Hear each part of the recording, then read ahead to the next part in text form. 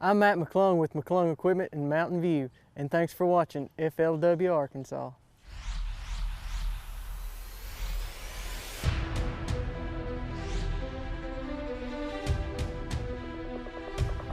There you go, dude. That's a giant.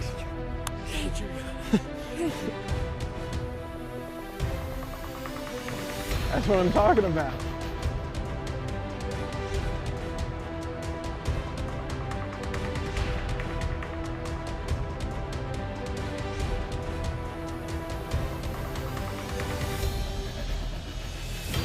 You just won some money right there.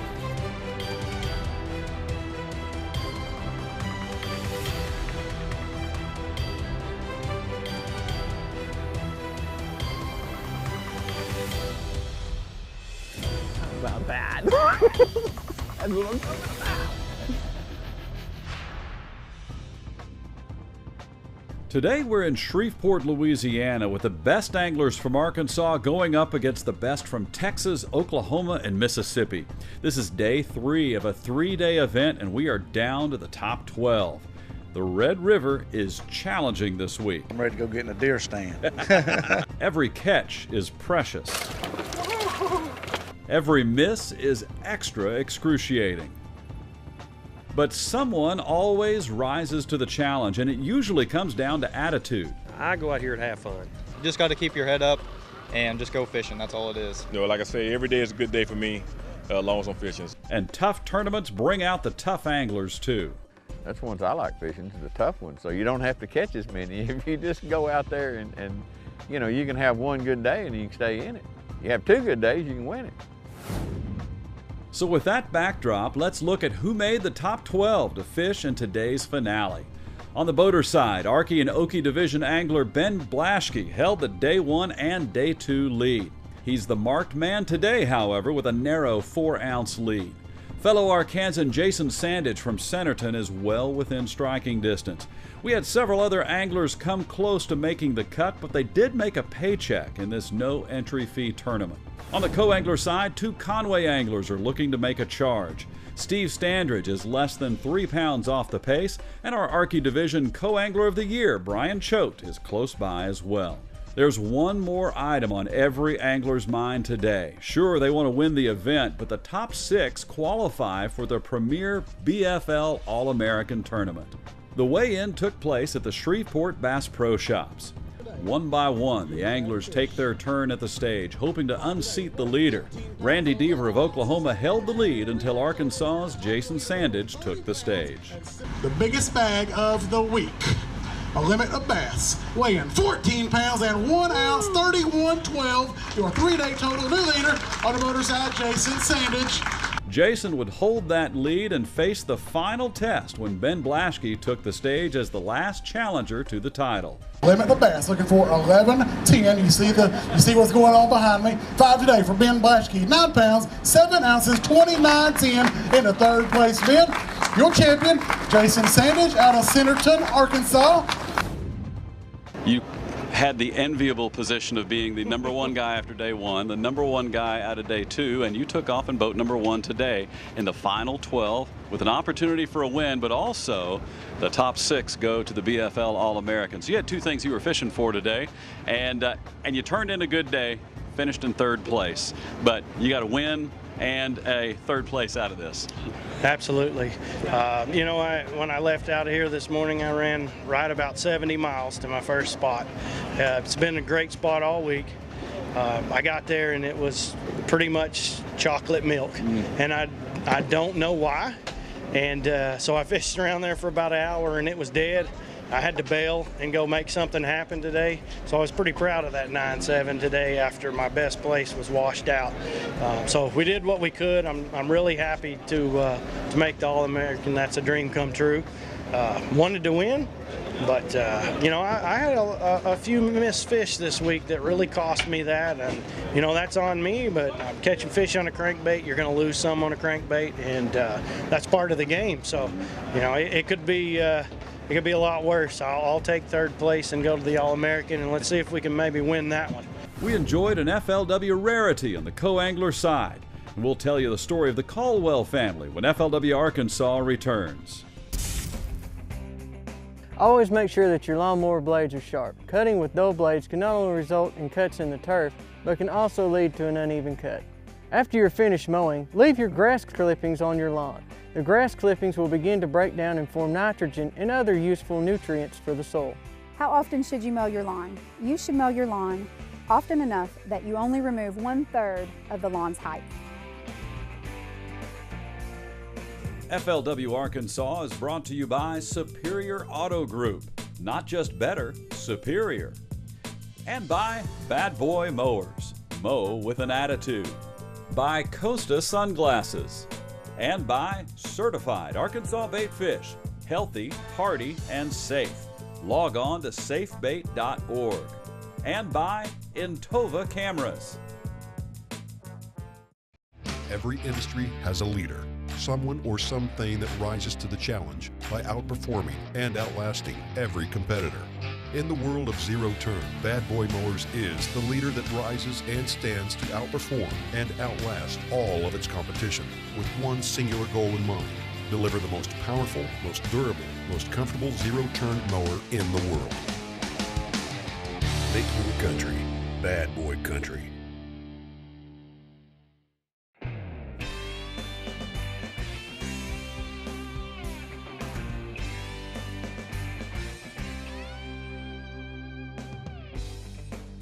I'm Stephen Otwell with Capital Equipment in Sherwood. Thanks for watching FLW Arkansas, Fish with an Attitude. We're grateful for our good friends at Bad Boy Mowers who support the anglers of Arkansas and help all of us keep our yards and property in top shape. And they do it in style. Here are the experts to help us mow with an attitude. Hey guys, just this one time of the year, right before winter, set your deck height about 1.5 to 2 inches and cut short just this once. Okay, that'll do a couple of things, guys. First, it will lessen the chance of mold over the winter, and second, tall grass blades won't lie down and smother the new grass next spring. Avoid mowing your yard in the same direction every time. This will cause compaction, which eventually cuts off oxygen to the roots of your grass. Also, it can lead to rutting, which in the end leads to an uneven yard. Our top 12 co-anglers met at the Shreveport Bass Pro Shops. The only two Arky Division anglers in the finale were both from Conway. Our Angler of the Year, Brian Choate, was one of them. Choate took the stage with just 2.5 pounds and he would end up in 8th place. He missed qualifying for the All-American by 8 ounces, but he had a great run this season and a great tournament on a tough body of water. Steve Standridge finished just behind Choate in 9th place, and we had a chance to talk with him after the second round. We got Conway's Steve Standridge. Steve, you had a great tournament on the co-angler side, sitting right now in 5th place, heading into the final day. You made the cut, and out of 171 boats, if you can finish in 5th place to qualify for the final day, you've done well. How did it go for you out there? It was, I've been here for a week, and I never got to set the hook all week until yesterday. I only caught 2 fish yesterday. It was tough. I mean, you work for every bit you get here. And I only caught 3 today, but I got the right bites. Yeah, they were the right fish. They were good size. They were all good, decent fish, and I fished clean. I didn't miss any fish and didn't lose any fish. Well, I think it was tough on everyone. This is a tough place to fish. Well, it is, and a lot of people psyched themselves out before it even began because of the conditions, and we had a huge tournament here last weekend as well, and so those fish had been thoroughly covered. But what were you able to do that would set you apart to get those quality bites? Luck. Caught my first fish yesterday on a community hole, and it was a good fish, and then my second fish that I caught was a 4-pounder, and I borrowed my boater's pole. He said, "Here, throw this," and I cast it out, and first throw I caught a 4-pounder. So a little bit of luck, and today it's just staying with it. Yeah.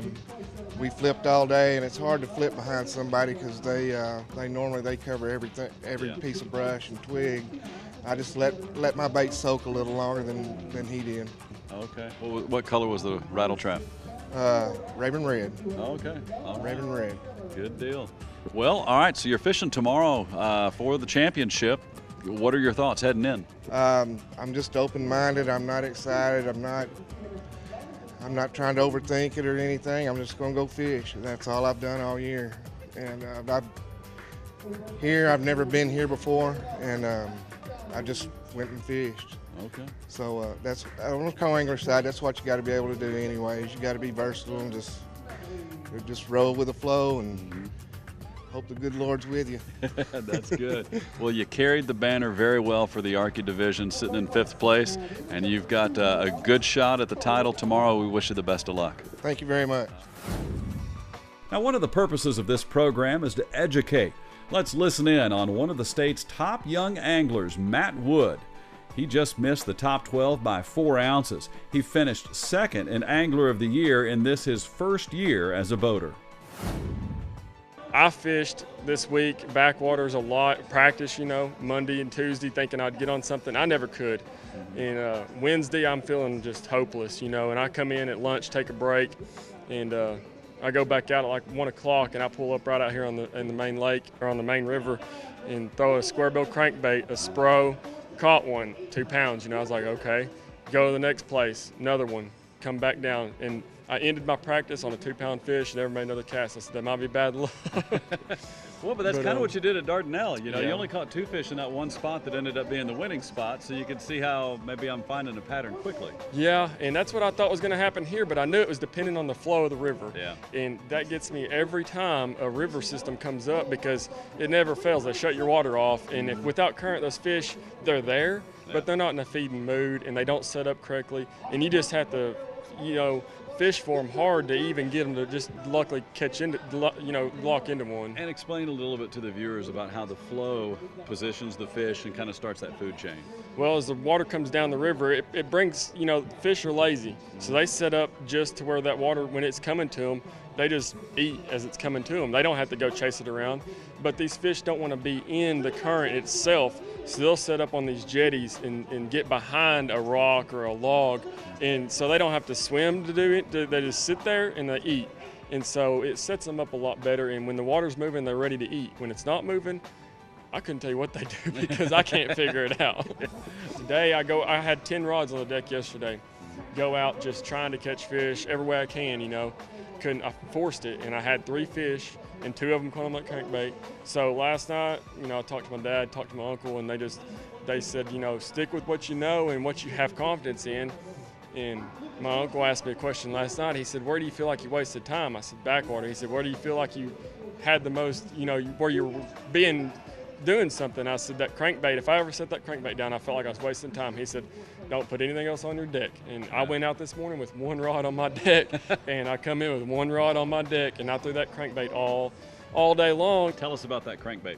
It is a Spro Little John Fat Series. Fat 50 is what it's called. I was throwing the Nasty Shad is the color, and I think in this real dirty water, it just gives off a little more flash. And this place is when you research it, everybody catches them on black and yellow crankbait, And I tried that every different shape, size, style, never had a bite, and I picked that one up. I actually ordered it from Tackle Warehouse last week, and it come in. I've never used that color, and I started catching them. So Wednesday night, I'm freaking out. I need more because I only got 1. Yeah. And I went to Bass Pro. They didn't have any. My dad and mom are trying to figure out how they can get me some here, and I looked on Tackle Warehouse, and I could overnight them, but it'd be today. And so I guarded that thing like you don't even. Today I kept catching catfish, and I was having to net them because I was like, I can't let them break that off, because that is the bait that in my mind, that's what I needed. Well, and it puts extra pressure on as well. You got to check your line after every catch. I've retied. Sure no nicks. That's what my co-angler, he said, how many times are you going to retie today? And I said, as many as I need to. If you feel your line, I've always heard, if you feel your line and you have to think about it, you need to retie. That's a good standard. Hi, I'm Phil Sheffield from Phil's Auto in Arkadelphia. Thanks for watching FLW Arkansas. FLW Arkansas is brought to you by Superior Auto Group. Not just better, superior. And by Bad Boy Mowers. Mow with an attitude. By Costa Sunglasses. And by Certified Arkansas Bait Fish. Healthy, hearty, and safe. Log on to safebait.org. And by Intova Cameras.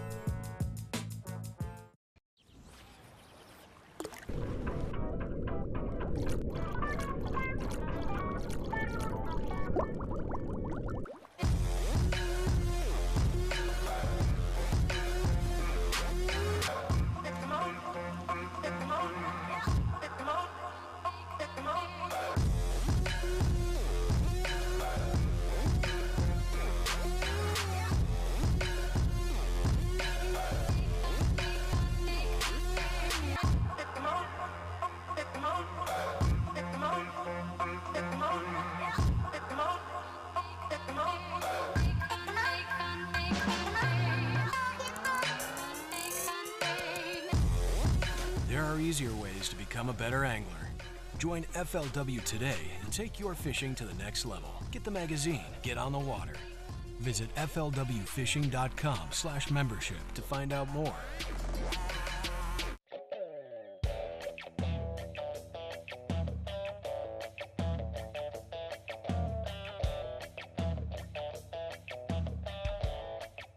Hi, I'm Paul Levo from Russellville, Kubota. Thanks for watching FLW Arkansas.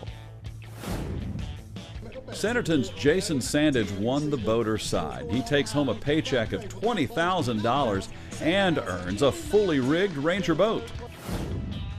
All right, we've got our tournament winner, Jason Sandage, out of Centerton, Arkansas. You fish in the Arky Division, but you're in Arkansas. You know how to call the hogs. Oh, yeah. Woo, pig suey. There we go. And we're calling the hogs today. It was a great tournament for you and an incredible last day. And this tournament, which you won by 1 pound, 5 ounces, you just told me was won in the last 10 minutes of this day. That's correct. I had a culling error. I had a 2-pounder, and I threw back the 2-pounder instead of the 1.5-pounder that I just caught. So that was eating on me all day, and that was from about 10 o'clock till about 3:15, and I made a pitch to the log jam, and boom, there he was, 3-pounder. So it was meant to be. Yeah, that's great. That's great. So this was a lake, or actually a river system, that really befuddled a lot of anglers. We had over 170 boats here and a lot of complaining going in, wondering, oh my goodness, it's hard to catch fish. But you seem to figure out a winning pattern. Yeah, I was familiar with it. I fished the regional in 2012 out of pool 3, and I missed the final day by 2 ounces. It was tough, yeah. A Bass Champs tournament was going on, 233 boats. I think 80 of them zeroed, and I think 20 pounds won it in 2 days. Only 2 guys had limits. Yeah. So we knew it was tough. So me and my practice partner, Jason Wadle, he was familiar with this area too. So we put our heads together and come up with a game plan. I had fish I was going to go to down by the lock. I had 2 spots that had some quality. And then I was going to plan on going down lock day 2. Basically, I was boat 153, and I watched a lot of guys go in this back area by takeoff, but they didn't go to this brush pile. So I'm just sitting back there watching 1, 2, 3, 4, 5 go into this little area, and they're getting ready to call my number. I was like, well, crap, I'm going to go hit that brush pile. I get over there in the first 15 minutes. Me and my co-angler have three keepers. Wow. So, you know, at that point, I knew I wasn't going anywhere, and I told him if I get a limit, we're going to sit here all day, and we did. And finally, he got his 5th keeper, and we just kind of hung out. We wish we had a deck of cards, but I didn't make a cast for 7 hours. Wow. And just protected it. Yeah. A lot of guys seen me catch them, and who was your co-angler partner on day 1? Brian Show. That was Brian Show? Okay, right. We talked to Brian after that, and he told us that for a few hours didn't even make a cast. Yeah. That's a good position to be in on a tough body of water like this. Yeah, he gave me half his sandwich, and we just kind of sat and talked for 7 hours. So it was a good time. Well, congratulations on an incredible tournament, but on championship day, you turned it on when you absolutely had to. What a finish. Congratulations on the money, the boat, and the trip to the All-American. Well done. Congrats. Thank you. All righty. Another Arky Division angler concluding a nice season is Sherwood's Lance Pyle. We have our favorite meteorologist with us, Lance Pyle out of Sherwood, Arkansas. Lance had a good day, and I tell you what, a good day on the Red River is a great day fishing. That's correct. The Red River can be tough, and it certainly is this week. What did you do day 1? Day 1 through rattle traps on stumps. And so I had 3.5 pounds on day 1. Okay, so 3.5, you're within striking distance, but you knew you needed to come out for a big day 2, and you made some adjustments. Yep. That fish I caught on a jig yesterday tipped me off to do something different. So I went back to the stumps and threw the jig today and started catching them right off the bat on the jig instead of the rattle trap. So the fish were just very finicky. You know, you just had to make multiple casts to the stumps to get them to bite. All right, so as it stands right now, our results aren't final yet, but right now you're sitting in 17th place. just off the cut line, but just above the paycheck line, which on a 171 boat field, that is darn good. Yeah, it's a good feeling at this point anyway, to be in contention for a check anyway. So. Well, so you're feeling pretty good right now. Yeah, feeling good. Tired. Fishing for about 5 days here now. So, but I'd like to make that top 12. You know, to fish tomorrow, but doesn't look like it's going to happen. So. Well, you'll get to drive back to Sherwood with a nice check in your wallet. Yes, that'd be nice. Maybe pay for some gas and food, maybe a little bit. Yeah, eat well tonight. Congratulations. Thank you so much for talking with us. Thanks a lot.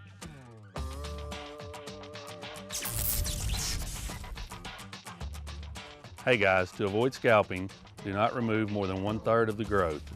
Scalping is when the yard's cut too short and exposes the dirt and causes the grass to die. Never mow the same way twice. Mowing the same way twice causes the soil to compact and leading to uneven ground. The best tip that I can give is to mow with an attitude. Mow with a bad boy. FLW Arkansas is brought to you by Superior Auto Group. Not just better, superior. And by Bad Boy Mowers. Mow with an attitude. By Costa Sunglasses. And by Certified Arkansas Bait Fish. Healthy, hearty, and safe. Log on to safebait.org. And by Intova Cameras. Every industry has a leader, someone or something that rises to the challenge by outperforming and outlasting every competitor. In the world of zero turn, Bad Boy Mowers is the leader that rises and stands to outperform and outlast all of its competition with one singular goal in mind: deliver the most powerful, most durable, most comfortable zero turn mower in the world. Make your country Bad Boy Country.